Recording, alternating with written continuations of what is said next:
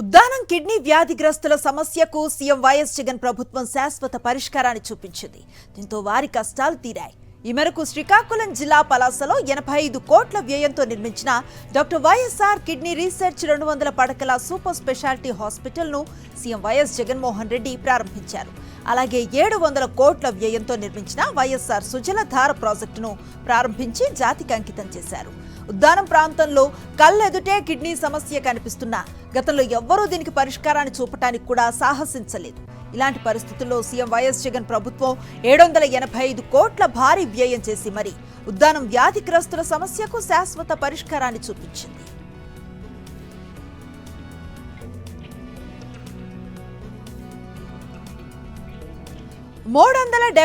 మంది డాక్టర్లు సిబ్బంది అందుబాటులో ఉన్నారని సీఎం వైఎస్ జగన్ తెలిపారు.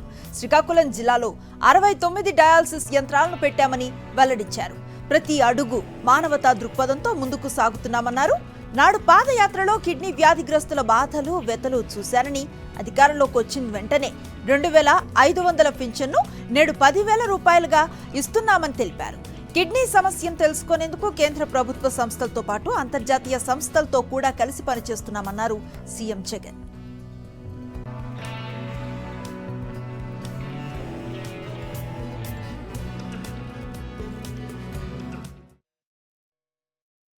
ఇక్కడ ప్రజలు కలిసినప్పుడు, వాళ్ళ గోడు చెప్పినప్పుడు వాళ్ళందరికీ కూడా నేను చెప్పిన మాట నాకు ఇవాళటికి కూడా గుర్తుంది. ఆ రోజు నేను అన్నాను, నేను చూశాను, నేను విన్నాను, నేను ఉన్నాను అని చెప్పి ఆ రోజు చెప్పడం జరిగింది.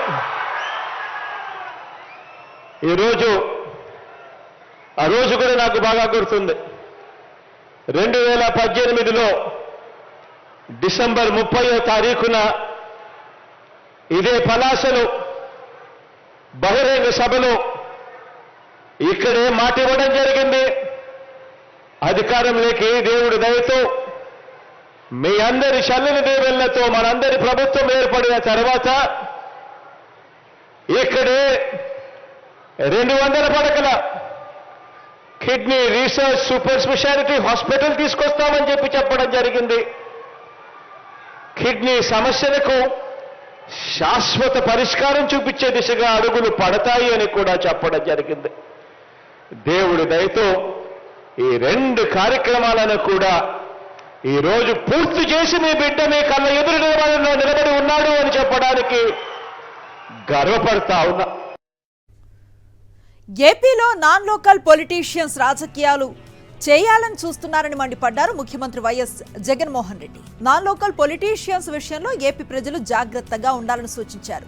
చంద్రబాబు, పవన్ కళ్యాణ్ హైదరాబాద్ లో ఉంటూ ఏపీలో ముఖ్యమంత్రి ఎక్కడుండాలో నిర్ణయిస్తారంటూ నిప్పులు చెరిగారు వైఎస్ జగన్. ఎన్నికలు వచ్చేసరికి తాను ఆధారపడేది పొత్తుల మీద, ఎత్తుల మీద, జిత్తుల మీద, కుయుక్తుల మీద తాను ఆధారపడతాడు. ఈ పెద్ద మనిషి మరో వ్యక్తి మీద కూడా ఆధారపడతాడు.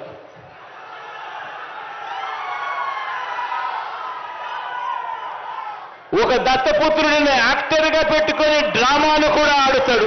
పాలకులకు ఈ పెద్ద మనిషి చుక్కలు చూపిస్తాను అని చెప్పి తెలంగాణలో డైలాగులు కొడతాడు. అక్కడ ఇండిపెండెంట్ గా నిలబడిన చెల్లెమ్మ బర్రెనెక్కకు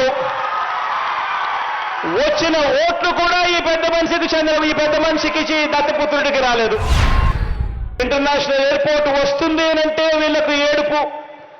తీర ప్రాంతంలో పోర్టులు, ఫిషింగ్ హార్బర్లు, ఫిష్ ల్యాండింగ్ సెంటర్లు మీ బిడ్డ కడుతున్నాడు అనంటే కూడా వీళ్లకు ఏడుపు. ఇంటింటికి కూడా పెన్షన్ ఇంటింటికి ఇస్తా ఉంటే కూడా ఏడుపు.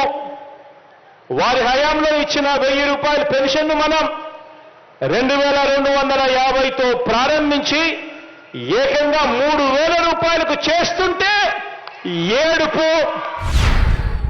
అక్కడ తెలంగాణలో తాను అంటాడు, తెలంగాణలో తాను పుట్టినందుకు తెగ బాధపడిపోతున్నాను అని చెప్పి అంటాడు. తెలంగాణలో తాను పుట్టినందుకు తన దురదృష్టం అని చెప్పి కూడా అంటాడు. ఇలాంటి వ్యక్తి మొన్న తెలంగాణలో ఇలాంటి డైలాగులు కొట్టిన నాన్ లోకల్ ప్యాకేజ్ ఇస్తారు ఈ పెద్ద మనిషి చంద్రబాబు నాయుడు గారికి ఇంకొక పార్ట్నర్. కేవలం మరో 3 నెలలు భరించండి,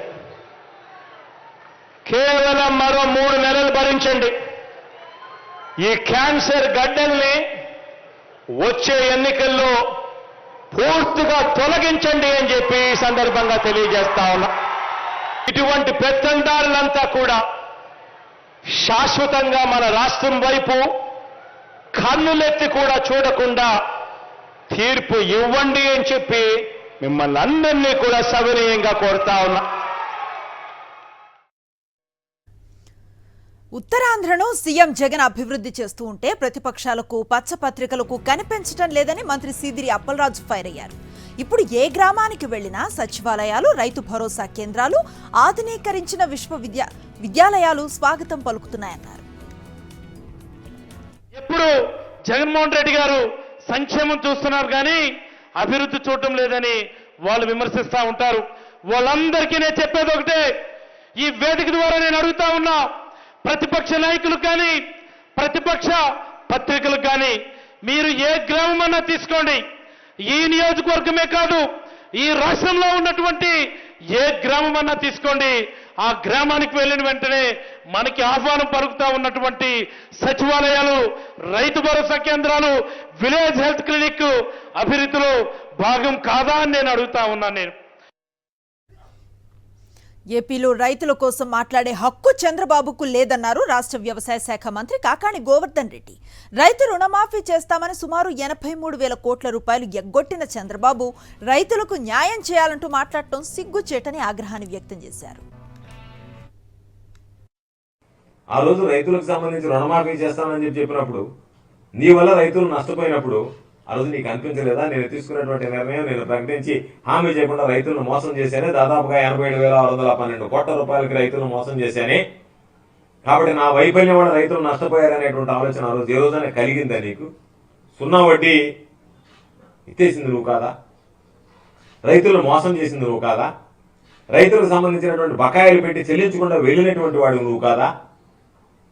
రైతుల సంక్షేమాన్ని విస్మరించేదన్నా మాట్లాడితే రైతుల్ని పట్టించుకోవాల్సినటువంటి అవసరం లేదు, వ్యవసాయమే దండగా అని చెప్పి సెలవు ఇచ్చినటువంటి మనిషి నువ్వు కాదు. ఏ నోటితో ఈరోజు రైతుల గురించి మాట్లాడేటువంటి అర్హత నీకు ఎక్కడుంది అని చెప్పి మేము అడుగుతున్నాం.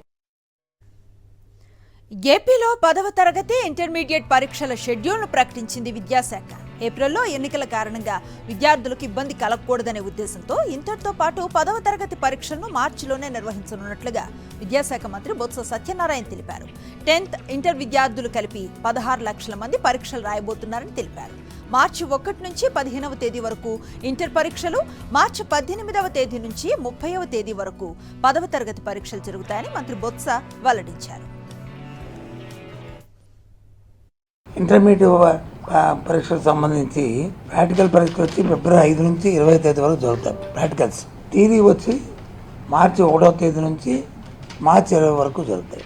అందులో ప్రధానంగా మెయిన్ సబ్జెక్ట్స్ ఉన్నాయి, అవన్నీ కూడా మార్చి 15వ తారీఖే అవన్నీ కూడా కంప్లీట్ అవ్వడం జరుగుతుంది. అంటే 1వ తారీఖు నుంచి 15వ తారీఖు లోపలే వాటిని కంప్లీట్ చేస్తున్నాం.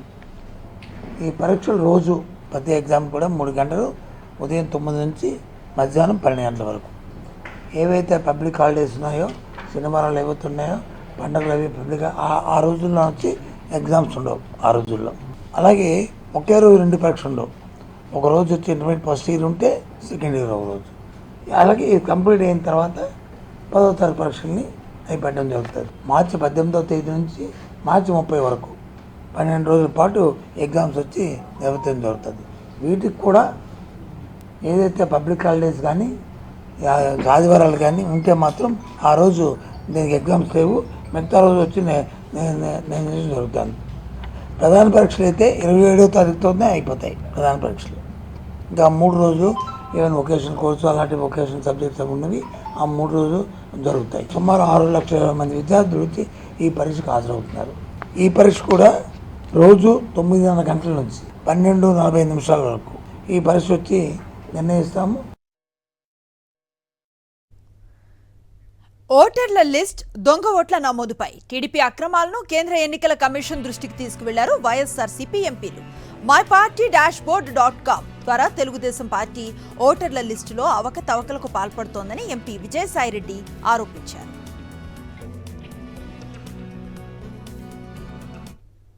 పొలిటికల్ పార్టీ ఇస్తుందో దాంట్లో పేరు, తండ్రి పేరు, ఏజీ, మేలా ఫిమేలా అన్నటువంటి కొన్ని వివరాలు మాత్రమే ఉంటాయి. అవి కాకుండా మిగతా వివరాలను కూడా ఈ యొక్క వెబ్సైట్ ద్వారా, ఈ యొక్క mydashboard.comలో ఆ యొక్క జెండర్ కూడా ఉంటుంది, హౌస్ నెంబర్ కూడా ఉంటుంది, ఏ క్యాస్ట్, ఏ ఓటర్ ఏ క్యాస్ట్కి సంబంధించినటువంటి వ్యక్తి అన్నటువంటిది, పొలిటికల్ పార్టీ అఫిలియేషన్ ఏంటి, మొబైల్ నెంబర్ ఏంటి అన్నటువంటిది, political party wise segregation of ఓటర్స్ని ఈ యొక్క తెలుగుదేశం పార్టీ చేయడం అన్నటువంటిది చట్ట విరుద్ధము అన్నటువంటి విషయాన్ని ఎలక్షన్ కమిషన్ దృష్టికి తీసుకొచ్చాము. ఓటర్ల లిస్ట్, దొంగోట్ల నమోదుపై టీడీపీ అక్రమాలను కేంద్ర ఎన్నికల కమిషన్ దృష్టికి తీసుకువెళ్లారు వైఎస్ఆర్సీపీ ఎంపీలు.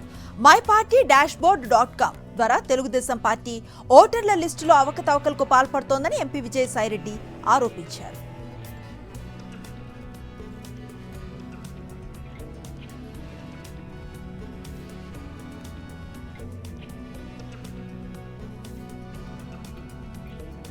మిగ్జాం తుఫానుకు దెబ్బతిన్న వరి పంటలను అంతర్మంత్రిత్వ కేంద్ర బృందం ఎగ్జిక్యూటివ్ డైరెక్టర్ రాజేంద్ర రత్ను నేతృత్వంలో సభ్యులు కృష్ణా జిల్లాలో పర్యటించారు. కంకిపాడు రైతు భరోసా కేంద్రంలో పంట నష్టంపై ఫోటో ఎగ్జిబిషన్ను వీక్షించిన అనంతరం దావులూరు గ్రామంలో రైతు సాంబశివరావు పంటను పరిశీలించారు. వర్షం నీటిలో పంట ఒరిగిపోవడంతో తీవ్రంగా నష్టపోయారని కేంద్ర బృందం వద్ద రైతు ఆవేదన వ్యక్తం చేశారు. అనంతరం పామరు మండలం, నిమ్మలూరు, గుడివాడ మండలం, రామనపూడి గ్రామాల్లో దెబ్బతిన్న పొలాలను పరిశీలించారు. రోడ్లపై ఆరబెట్టుకున్న ధాన్యాన్ని పరిశీలించారు. కేంద్ర బృందం వెంట కృష్ణా జిల్లా వైఎస్ఆర్సీపీ నేతలతో పాటు పలువురు అధికారులు ఉన్నారు.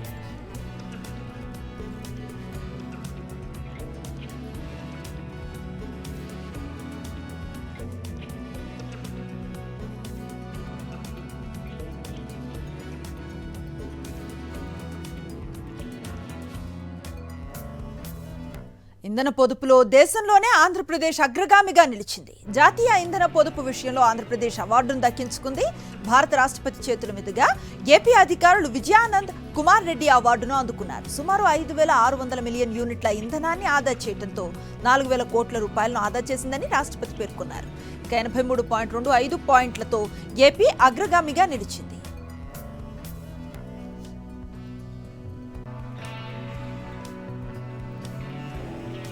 తెలంగాణ వార్తల విషయానికి వస్తే తెలంగాణలో కొత్త సభ కొలువు తీరింది. రాష్ట్రంలో నూతన ప్రభుత్వం ఏర్పడ్డాక వ్యవహారికంగా జరగవలసిన కొత్త స్పీకర్ బాధ్యతల స్వీకరణ, వివిధ పార్టీల ప్రజాప్రతినిధులు, ఎమ్మెల్యేలుగా ప్రమాణ స్వీకారం వంటి కార్యక్రమాలు పూర్తయ్యాయి. ఇక రేపటి నుంచి పూర్తిస్థాయి అసెంబ్లీ సమావేశాలు ప్రారంభం కానున్నాయి. మరో 4-5 నెలల్లో సార్వత్రిక ఎన్నికలు జరగనున్న నేపథ్యంలో అధికార విపక్షాల వాదనలతో సభలు హీటెక్కించడం ఖాయంగా కనిపిస్తోంది. తెలంగాణలో కొత్త ప్రభుత్వం ఏర్పడ్డాక రెండో రోజు శాసనసభ సమావేశాల్లో కొత్త స్పీకర్ బాధ్యతల స్వీకరణ, తొలి రోజు ప్రమాణ స్వీకారం చేయని ఎమ్మెల్యేల ప్రతిజ్ఞ వంటి కీలక ఘటనలు జరిగాయి. అసెంబ్లీ సమావేశాలు ప్రారంభమైన కొద్దిసేపటికి ప్రొటెం స్పీకర్ హోదాలో అక్బరుద్దీన్ ఓవైసీ కాంగ్రెస్ ఎమ్మెల్యే గడ్డం ప్రసాద్ కుమార్ పేరును ప్రకటించారు. I am further to announce to the House Sri Gaddam Prasad Kumar, elected unanimously to the office of the Speaker. అనంతరం ఆయన్ను స్పీకర్ కుర్చీలో కూర్చోబెట్టారు CM Revanth Reddy, deputy CM Mallu Bhatti Vikramarka. అనంతరం స్పీకర్కు ధన్యవాదాల తీర్మానంపై సభ్యులు మాట్లాడారు. స్పీకర్ చైర్ ఔన్నత్యం, స్పీకర్ గుణగణాలు, ఆయనతో ఉన్న పరిచయాలను సభ్యులు ప్రస్తావించారు. స్పీకర్ ఎన్నికను ఏకగ్రీవం చేసిన అన్ని పార్టీలకు ధన్యవాదాలు తెలిపిన సీఎం రేవంత్ రెడ్డి గడ్డం ప్రసాద్ కుమార్ కు అభినందనలు తెలిపారు. స్పీకర్ ఏకగ్రీవ ఎన్నిక విషయంలో కొనసాగిన మంచి సంప్రదాయమే ఇకపై కూడా కొనసాగాలని ఆయన కాంక్షించారు. కొత్త స్పీకర్ గా గడ్డం ప్రసాద్ కుమార్ ఎన్నికకు 111 మంది ఎమ్మెల్యేలు మద్దతు తెలపగా భారతీయ జనతా పార్టీ సభ్యులు ఎలాంటి మద్దతు ప్రకటించలేదు. గడ్డం ప్రసాద్ కుమార్ గారు నా సొంత జిల్లా, నేను ఎక్కడి నుంచి అయితే శాసనసభ్యుడిగా ప్రాతినిధ్యం వహిస్తున్నానో ఆ ప్రాంతం వాడు.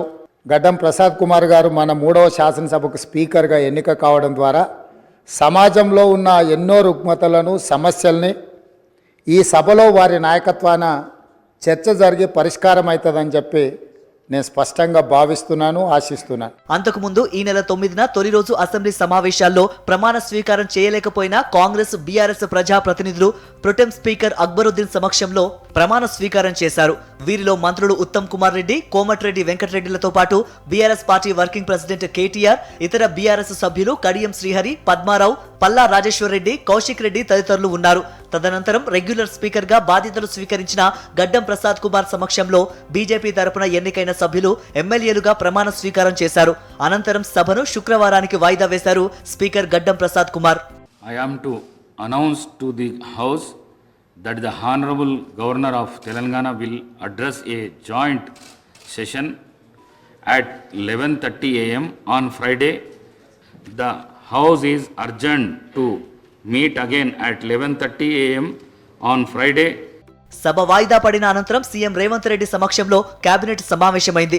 శుక్రవారం అసెంబ్లీలో గవర్నర్ తమిళసై సౌందరరాజన్ ప్రసంగానికి సంబంధించి కేబినెట్ ఆమోదం తెలిపింది. ఇదిలా ఉండగా శుక్రవారం ఉదయం business advisory committee BSc meeting జరగనుంది. ఆ సమావేశంలోనే ఎన్ని రోజులు సభ నిర్వహించాలనే దానిపై కొత్త ప్రభుత్వం నిర్ణయం తీసుకోనుంది. తెలంగాణలో పలువురు ఐఏఎస్ల బదిలీలు జరిగాయి. పదోన్నతులు బదిలీలుగా తెలుపుతూ పలువురిని తన పేషీలో చేర్చుకుంది ప్రభుత్వం. ఊహించినట్లుగానే యువ ఐఏఎస్ అధికారిని ఆమ్రపాలికి బాధ్యతలు దక్కాయి.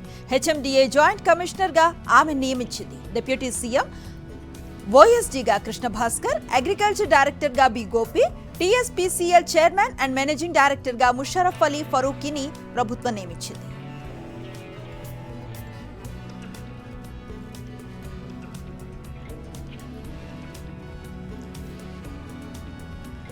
ఇక ట్రాన్స్కో జేఎండీగా Sandeep Kumar, TSN PDCL Warangal chairman and managing డైరెక్టర్గా కర్నాటి వరుణ్ రెడ్డి, ఎంపీడీసీఎల్కు సీఎండీగా క్రాంతి వరుణ్ రెడ్డి, వైద్య ఆరోగ్య శాఖ సెక్రటరీ, ప్రిన్సిపల్ కమిషనర్గా శైలజా రామయ్యలను నియమించారు. విద్యుత్ డిపార్ట్మెంట్లో ఐఏఎస్ల బదిలీలు పెద్ద ఎత్తున జరిగాయి. సయ్యద్ అలీ మర్తుజా రిజ్వీకి ట్రాన్స్కో చైర్మన్ అండ్ ఎండీ బాధ్యతలను అప్పచెప్పారు.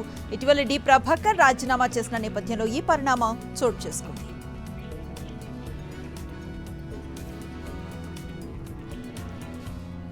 వచ్చే జనవరిలో తెలంగాణ హైకోర్టు నూతన భవన నిర్మాణానికి శంకుస్థాపన చేసేందుకు అవసరమైన ఏర్పాట్లు చేయాలని సీఎం రేవంత్ రెడ్డి అధికారులను ఆదేశించారు.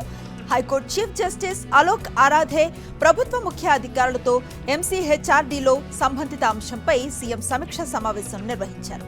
ప్రస్తుత హైకోర్టు భవనం శిథిలావస్థకు చేరుకున్న నేపథ్యంలో నూతన భవనాన్ని నిర్మించాల్సిన ఆవశ్యకతను చీఫ్ జస్టిస్, న్యాయవాదులు సీఎం దృష్టికి తీసుకువచ్చారు. రాజేంద్రనగర్ పరిధిలో 100 ఎకరాల్లో హైకోర్టు నూతన భవన నిర్మాణానికి అవసరమైన నిధులను మంజూరు చేయాలని కోరారు.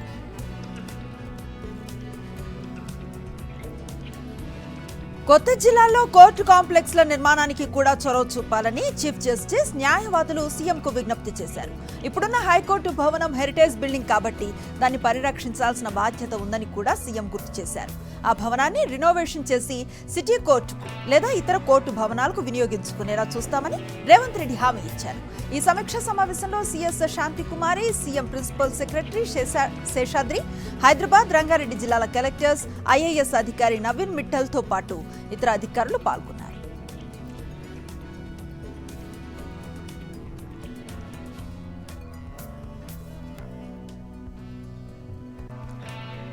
విశాఖపట్నం జగదాంబ జంక్షన్ లో ఉన్న ఇండస్ ఆసుపత్రిలో భారీ అగ్ని ప్రమాదం సంభవించింది. ఇండస్ ఆసుపత్రిలో మంటలు చెలరేగాయి.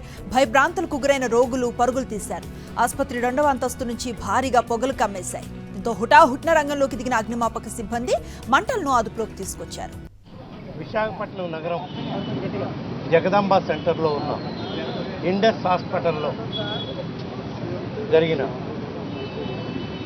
అగ్ని ప్రమాదం వల్ల ఆ హాస్పిటల్లో ఉన్న 46 మంది పేషెంట్లు పొగతో పేషెంట్లు ఊపిరాడకుండా ఉండే పరిస్థితులు రావటం వల్ల తక్షణమే పోలీసు అధికారులు, ప్రభుత్వ అధికారులు, స్థానిక ప్రజలు, మరీ ముఖ్యంగా హాస్పిటల్లో పనిచేసే స్టాఫ్, నర్సు అందరూ కూడా చాక్యవక్యంగా ఎవ్వరికి ప్రాణాలకి ముప్పు రాకుండా అందులో ఉన్న 46 మంది పేషెంట్ను కూడా పక్కన ఉన్న 2 హాస్పిటల్స్లో, మెడికేర్ హాస్పిటల్, విజేత హాస్పిటల్, కి షిఫ్ట్ చేయడం జరిగింది.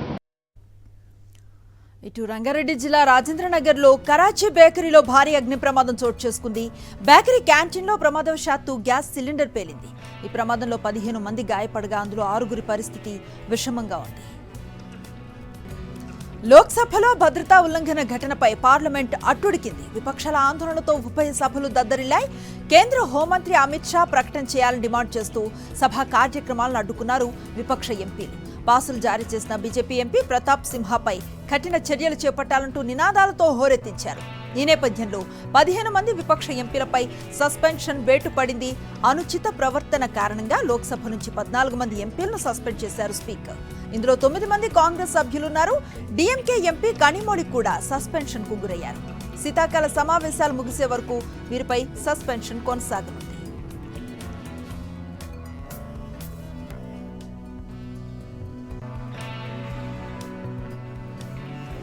లోక్సభలో కలర్ స్మోక్ దాడి ఘటనపై అన్ని కోణాల్లో దర్యాప్తు చేస్తున్నారు ఢిల్లీ పోలీసులు. ఉగ్ర లింకుల నుంచి కుట్రాకోణం వరకు అన్ని అంశాలపై కూపీలాగుతున్నారు. మాస్టర్ మైండ్ గా భావిస్తున్న లలిత్ జో కోసం గాలిస్తున్నారు. దాడి కేసుకు సంబంధించి 4 నిందితులను 7 రోజుల పాటు పోలీస్ కస్టడీకి పంపింది పాట్యాల హౌస్ కోర్టు. పార్లమెంటులో అలజడి ఘటనపై దర్యాప్తు కొనసాగుతోంది. విచారణలో భాగంగా కీలక విషయాలు వెలుగులోకి వస్తున్నాయి. 18 నెలలుగా ఈ ఘటనకు ప్లాన్ చేసినట్టు సమాచారం. మొత్తం వ్యవహారంలో కోల్కతాకు చెందిన లలిత్ జాను మాస్టర్ మైండ్ గా అనుమానిస్తున్నారు పోలీసులు. దాడికి డిసెంబర్ 13న డేట్ ఫిక్స్ చేసింది కూడా ఇతడేనని తెలుస్తోంది. పరారీలో ఉన్న లలిత్ జా కోసం వేటాడుతున్నారు ఢిల్లీ పోలీసులు. రాజస్థాన్, హర్యానా సరిహద్దులోని నీమ్రానాలో చివరి లొకేషన్ గుర్తించారు. లలిత్ జా వృత్తిరీత్యా టీచర్, భగత్ సింగ్ ఫాలోవర్ కూడా. విప్లవ భావజాలం ఎక్కువ. నిరుద్యోగం, ద్రవ్యోల్బణం, మణిపూర్ అల్లర్ల వంటి కీలక అంశాలపై కేంద్రం దృష్టిని ఆకర్షించేందుకే ఈ దాడి చేసినట్టు విచారణలో పోలీసులకు వెల్లడించారు నిందితులు. మొత్తం 6 సభలోకి వెళ్లాలని అనుకున్నారు. కానీ పాసులు ఇద్దరికే దొరకడంతో సాగర్ శర్మ, మనోరంజన్ మాత్రమే లోపలికి వెళ్లారు. నీలం కౌర్, అమోల్ షిండే పార్లమెంటు ఆవరణలో గందరగోళం సృష్టిస్తున్న సమయంలో లలిత్ అక్కడే ఉన్నట్టు గుర్తించారు పోలీసులు. మొత్తం సీన్ను వీడియో తీసి వాట్సాప్లో ఓ ఎన్జీఓ సభ్యురాలికి షేర్ చేశాడు. దీనిని వైరల్ చేయాలని కోరాడు. దీంతో ఈ ఎన్జీఓ వ్యవహారాలపై కూపీలాగుతున్నారు పోలీసులు. భగత్ సింగ్ ఫ్యాన్ క్లబ్ అనే సోషల్ మీడియా పేజ్లో నిందితులు సభ్యులుగా ఉన్నట్టు విచారణలో వెల్లడైంది. అక్కడే వీరు ఒకరికొకరు పరిచయం కావడం, భావాలు పంచుకోవడం జరిగి ఉండొచ్చని అంచనా వేస్తున్నారు పోలీసులు. లలిత్ జా, సాగర్ శర్మ, మనోరంజన్ గతేడాది మైసూర్లో కలుసుకున్నారు. పార్లమెంటులోకి చొరబడేందుకు ప్రణాళిక సిద్ధం చేసుకున్నారు. అనంతరం నీలం కౌర్, అమోల్ షిండేలను తమ టీంలోకి చేర్చుకున్నారు. వర్షాకాల సమావేశాల సమయంలో పార్లమెంటులోని అన్ని ప్రవేశ ద్వారాల వద్ద రెక్కి నిర్వహించాడు మనోరంజన్.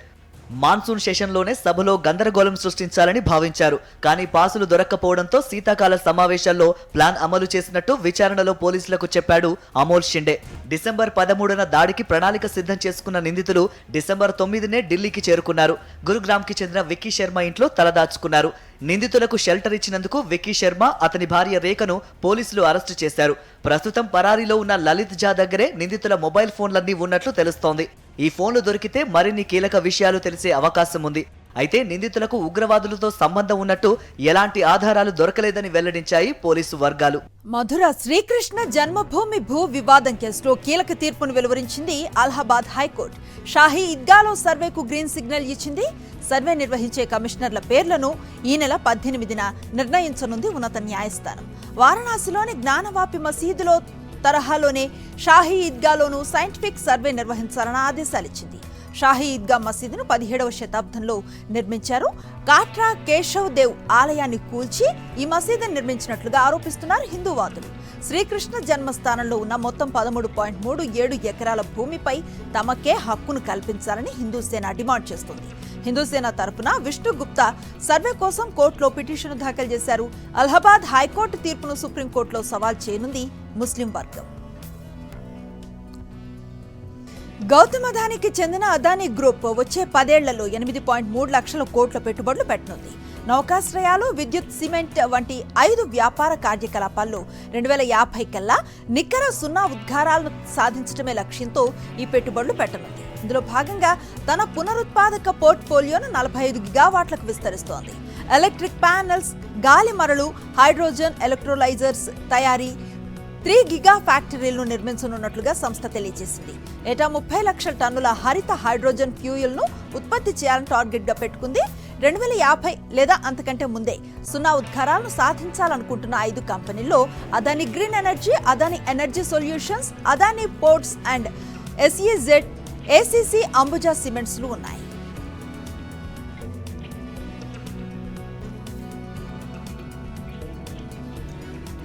భారత స్టాక్ మార్కెట్స్ దుమ్మురేపాయి. అమెరికా ఫెడ్ రిజర్వ్ వడ్డీ రేట్లలో కీలక మార్పులు చేయకపోవడంతో అంతర్జాతీయంగా మార్కెట్లు భారీగా లాభాల్లో ముగిశాయి.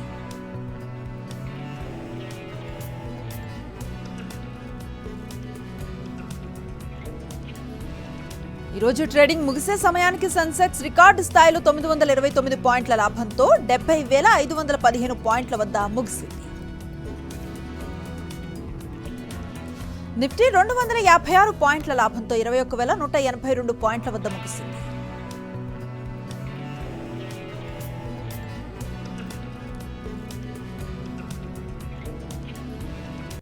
ఇవి non stop 9 PM news details.